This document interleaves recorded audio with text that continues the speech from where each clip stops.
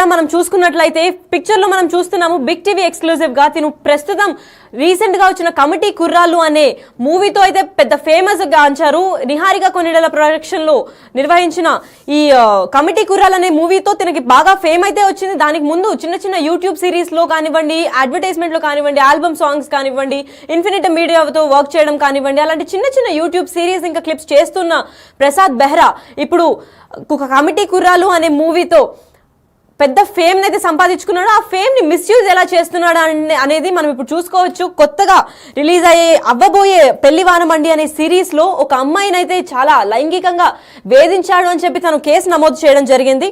అయితే ఆ కేసులో తను ఏమేమి చెప్పిందనంటే చాలా సార్లు నన్ను కమెంట్ చేశారు. తను సెట్ లొకేషన్ లో లేదా షూట్ లొకేషన్ లో ఉన్నప్పుడు మేము చాలా అన్కన్వీనియంట్ గా ఫీల్ అయ్యాము. కంఫర్టబుల్ లొకేషన్ లో ఉన్నా కానీ తను వచ్చిన ప్రతిసారి నేను ప్రశాంతంగా పని చేసుకోలేకపోయేదాన్ని. ఎందుకంటే తను ఇచ్చిన అసభ్యకరమైన కమెంట్స్ కానివ్వండి, తను చూసే చూపులు కానివ్వండి చాలా ట్రిగర్ చేసేవి నన్ను.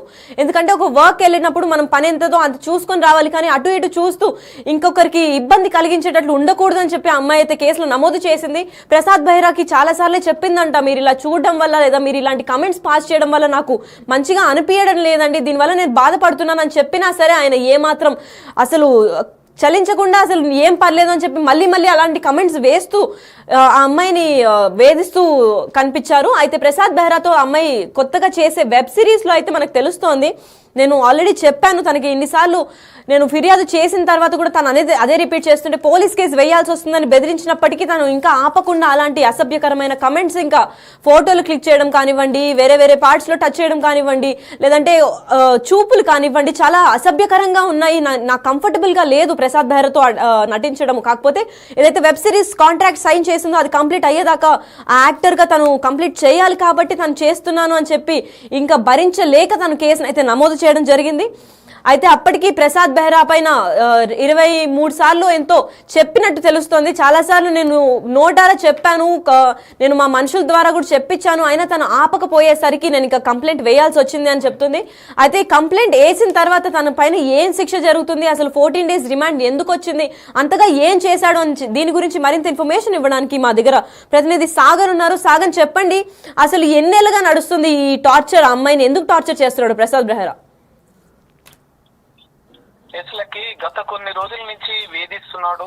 అంటే షూటింగ్ సమయంలో పైన అసభ్య పదజాలంతో ప్రైవేట్ పార్ట్స్ మీద కామెంట్ చేస్తూ వేధింపులకు గురి చేస్తున్నాడు అంటూ యూట్యూబర్ ప్రసాద్ బెహ్రా మీద సహనటి బాధితురాలు ఫిర్యాదు చేసింది జూబ్లీహిల్స్ పోలీసులకు. పోలీసులు వెంటనే కేసు నమోదు చేసి రిమాండ్ పంపించారు యూట్యూబర్ ప్రసాద్ బెహ్రా. అయితే ప్రధానంగా వీరిద్దరు కలిసి దాదాపు ఒక సంవత్సరంన్నర నుంచి వీళ్ళిద్దరికి పరిచయం. బాధితురాలికి ప్రసాద్ బెహ్రాకి కలిసి కొన్ని వెబ్ సిరీస్ చేస్తున్నారు.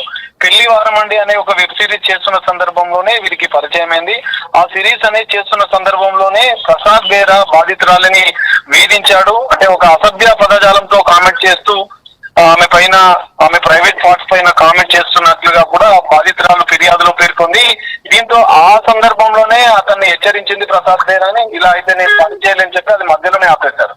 సో తర్వాత ప్రసాద్ బెహ్రా క్షమాపణ చెప్పి అనేక మార్లు బాధితురాలని బతలాడిన తర్వాత మెకానిక్ అనే వెబ్ సిరీస్ ను వీరిద్దరు కలిసి స్టార్ట్ చేశారు.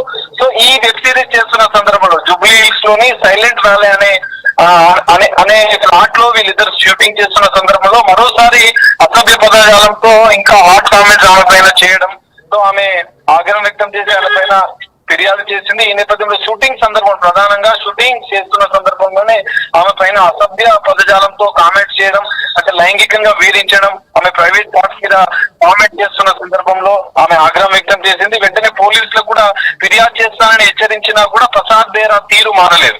సో ప్రసాద్ బెహ్రా తీరు మారకపోవడంతో చిత్ర యూనిట్ కి, అంటే ఈ వెబ్ సిరీస్ చేస్తున్నటువంటి వారికి కూడా ఆమె తన బాధను వ్యక్తం చేసింది. అయినా కూడా ప్రసాద్ బెహ్రా పలుమార్లు ఇదే వ్యవహారం ఇదే విధంగా ఆమె పైన వ్యవహరించడం, ఆమె పైన దురుసు కామెంట్లు చేయడం, అసభ్య పదజాలంతో ఆమె దూషించడం, ఆమె ప్రైవేట్ పార్ట్స్ పైన కామెంట్స్ చేయడం, అంటే సినిమాల్లో వెబ్ సిరీస్ లో ఇలా కామన్ ఇట్లానే ఉండాలి అని చెప్పి ఆమె పైన వేధింపు చేయడం, ఈ మొత్తం వ్యవహారం మీద ఆమె అనేక మార్లు ఆయనని ప్రసాద్ బెహ్రా యూట్యూబర్ ప్రసాద్ బెహ్రాని హెచ్చరించినా కూడా ఆయనలో తీరు మారకపోవడంతో జూబ్లీహిల్స్ లోని ఈ సైలెంట్ వ్యాలీ దాంట్లో షూటింగ్ చేస్తున్న సందర్భంలో కూడా మరోసారి ఆమె ప్రైవేట్ పార్ట్స్ మీద కొట్టి, అంటే ఆమె ప్రైవేట్ పార్ట్స్ టచ్ చేసి ఆయన మరోసారి కూడా ఆమె పైన కామెంట్ చేశాడు అసభ్య పదాలతో.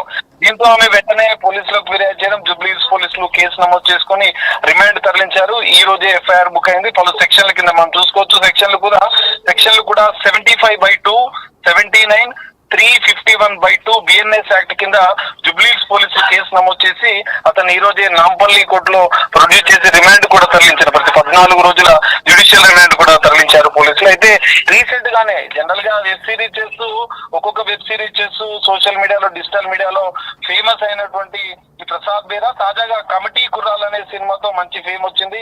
అందులో మంచి రోల్ చేశాడు, అభిమానులను కూడా సంప్రదించాడు. కానీ ఈ షూటింగ్ సమయంలో ఇటు మహిళలను, బాధితులను అంటే ఎవరైతే తనతో కలిసి నటిస్తున్నటువంటి యాక్టర్లను, మహిళలను వేధిస్తున్నాడని చెప్పి వారు ఫిర్యాదు చేయడంతో ఇది సంచలనంగా మారింది. మరి యూట్యూబర్ ప్రసాద్ బేరా ఎట్టకేలకు పోలీసులు వెంటనే అరెస్ట్ చేశారు. బాధితురాలు ఫిర్యాదు మేరకు అరెస్ట్ చేసి రిమాండ్ తరలించారు. సో ఈ మొత్తం చూసుకుంటే ఈ మధ్య కాలంలో నటీమణుల పైన కేసులు, లైంగిక వేధింపుల రూపంలో పెద్ద ఎత్తున వస్తున్న సందర్భంలో యూట్యూబర్ పైన కూడా రీసెంట్ గా మనం చూసాం.